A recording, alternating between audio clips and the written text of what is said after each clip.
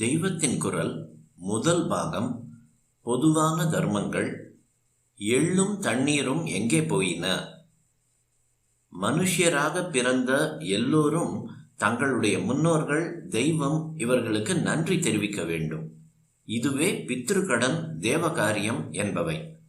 நம்முடைய சக ஜீவர்களுக்கு நம்மால் ஆனதை செய்ய வேண்டும்.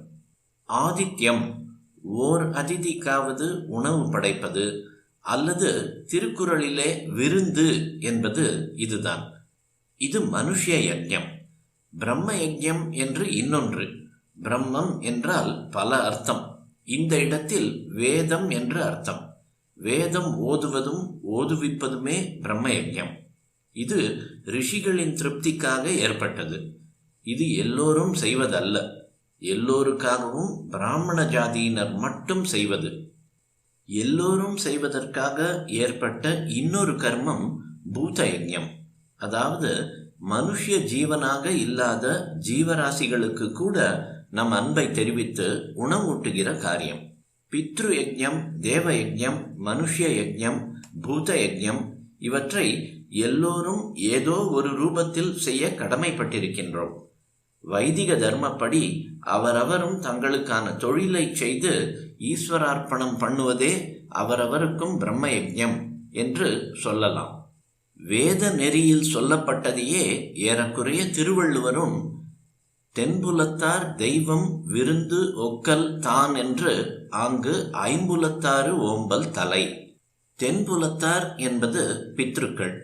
பித்ருக்களான தாய் தந்தையர்களுக்கும் மூதாதையர்களுக்கும் நமது கடமைகளை எல்லோரும் அவசியம் செய்தாக வேண்டும். மாத்ரு தேவோ பவ, பித்ரு தேவோ பவ என்று வேதமாதாவும் இங்கே நம் எல்லோருக்கும் வேத சாரத்தையே லகுவாக பிழிந்து கொடுத்த அவ்வை அன்னையும் பிதாவும் முன்னறி தெய்வம் என்றும் சொல்லுகிறார்கள். தாய் தந்தையர் ஜீவியவந்தர்களாக இருக்கையில் அவர்களிடம் பணிவுடன் நடந்து கொண்டு அவர்களுக்கு நம்மால் இயன்ற சௌக்கியம் எல்லாம் செய்து தர வேண்டும். தாய் தந்தையர் நமக்காக ஆதியில் செய்துள்ள தியாகங்களுக்கு நாம் பிரதியே செய்ய முடியாது. அவர்களது மனம் கோணாமல் அவர்களை வைத்து காக்க வேண்டும். அவர்கள் இந்த உலகத்தை விட்டு போன பிற்பாடும் அவர்களுக்காக சாஸ்திர பிரகாரம் தர்ப்பணம், சிரார்த்தம், திதி இவற்றை அனைவரும் தவறாமல் செய்ய வேண்டும். பெற்றோர் உயிரோடு இருக்கும் வரையில் அவர்களை வைத்து பராமரிக்க வேண்டும் என்பதை சீர்திருத்தக்காரர்களும் ஒப்புக்கொள்கிறார்கள். ஆனால் அவர்கள் மரணம் அடைந்த பின் பித்ரு காரியம் செய்வது அவர்களுக்கு பரிகாசமாக இருக்கிறது.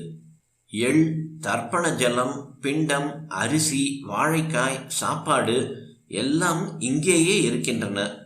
அல்லது கண் முன்னாலேயே ஒருத்தன் எடுத்து போனான், அல்லது சாப்பிட்டு விட்டான்.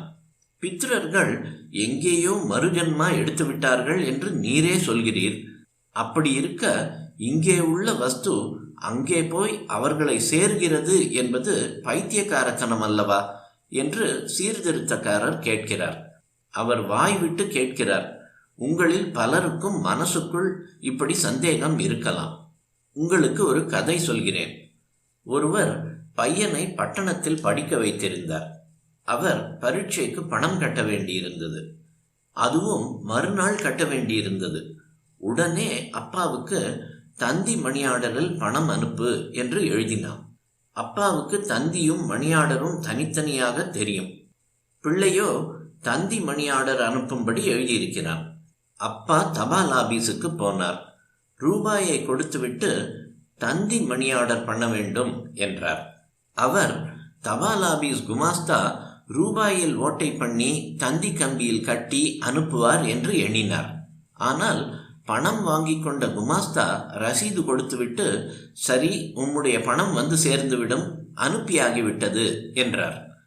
குமாஸ்தா பணத்தை பெட்டியில் போட்டதையும் ஓட்டை பண்ணி கம்பியில் கோர்க்காமல் இருப்பதையும் பார்த்த அப்பாக்காரர், என் பணம் இங்கேதானே இருக்கிறது, அதில் ஓட்டை ஒன்றும் போட்டு அனுப்பவில்லையே, அது எப்படி போய் சேரும் என்று கேட்டார்.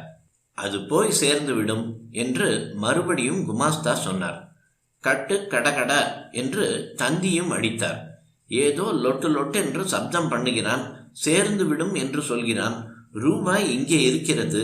லொட்டு லொட்டென்று கட்டையை இங்கே அடித்தால் அங்கே எப்படி போய் சேரும் என்று அப்பாவுக்கு சந்தேகம் வந்துவிட்டது.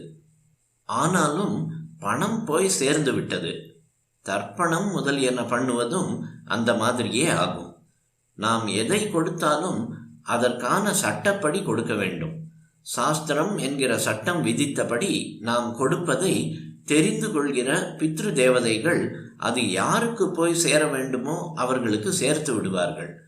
பித்ருக்கள் மாடாக பிறந்திருந்தால் வைக்கோலாக்கி போட்டு விடுவார்கள். குதிரையாக பிறந்திருந்தால் புல்லாக்கி போட்டு விடுவார்கள். பித்ரு தேவதைகளுக்கு பரமேஸ்வரன் இப்படி உத்தரவு பண்ணி இதற்கான சக்தியும் தந்திருக்கிறார். ஆகையால் சிரார்த்த தன்று கொடுப்பதை பெற்றுக்கொள்ள அப்பா நேரில் வரவேண்டியதில்லை. தந்தி மணியாடர் செய்தவனுடைய பணமோ வாங்கி கொள்ளுகிறவனிடம் நேராக போவதில்லை அல்லவா? மணியாடர் பெறுகிறவன் வேறு தேசத்தில் இருந்தால் அங்கே நம் ரூபாய் நோட்டு செல்லவே செல்லாது. இங்கே ரூபாயை கட்டினாலும் வெளி தேசத்தில் டாலராகவோ பவுனாகவோ மாற்றித்தரவும் ஏற்பாடு இருக்கிறது. ஆனால் நம் ஊரில் டாலரையோ பவுனையோ கட்ட முடியாது. இங்கே செல்லுபடியாகிற ரூபாயைத்தான் ஏற்றுக்கொள்வார்கள். அப்படியே சாஸ்திர பிரகாரம் விதிக்கப்பட்ட எள், தண்ணீர், வாழைக்காய் இதுகளை இங்கே தந்தால் பித்ருக்கள் இருக்கும் இடத்தில் அவர்களுக்கு ஏற்ற உணவாக மாற்றி தரப்படும். பித்ருக்களிடம் நமக்குள்ள நன்றி மனோபாவமும் சாஸ்திரத்தில் நமக்குள்ள ஸ்ரத்தையுமே முக்கியம். இன்னொருவருடைய ஆரோக்கியத்துக்காக நான் டோஸ்ட் சாப்பிடுகிறேன் என்று பார்ட்டியில் வெள்ளைக்காரர்களும் வேறொருவன் பேரை சொல்லிக் கொண்டு தாங்களே போஜனம் செய்கிறார்கள். தங்களுடைய மனோபாவத்தின் சக்தியால் இன்னொருவனுக்கு ஆரோக்கியம் உண்டாகும் என்று நம்பி அப்படி செய்கிறார்கள். சிரார்த்தம் என்பதற்கே ஸ்ரத்தையோடு பண்ணுவது என்பது அர்த்தம். ஸ்ரத்தை நமக்கு முக்கியம். ஒரு காரியம் என்று பண்ண ஆரம்பித்தால் அதற்குரிய சட்டப்படிதான் பண்ண வேண்டும். லெட்டர் எழுதினால் இப்படித்தான் அட்ரஸ் எழுதுவேன், அந்த தபால் பெட்டியில் போடுவானேன், எங்கள் அகத்தில் அதைவிட நல்ல பெட்டி செய்து அதில் போடுவேன் என்று சொல்லலாமா? காரியமில்லாத மனோபாவமாக இருக்கிற வரையில் அன்பு, பக்தி, ஞானம் இவற்றை கட்டுப்பாடின்றி செலுத்தலாம். காரியம் என்று செய்கையில் அதற்காக ஏற்பட்ட விதியை விடவே கூடாது.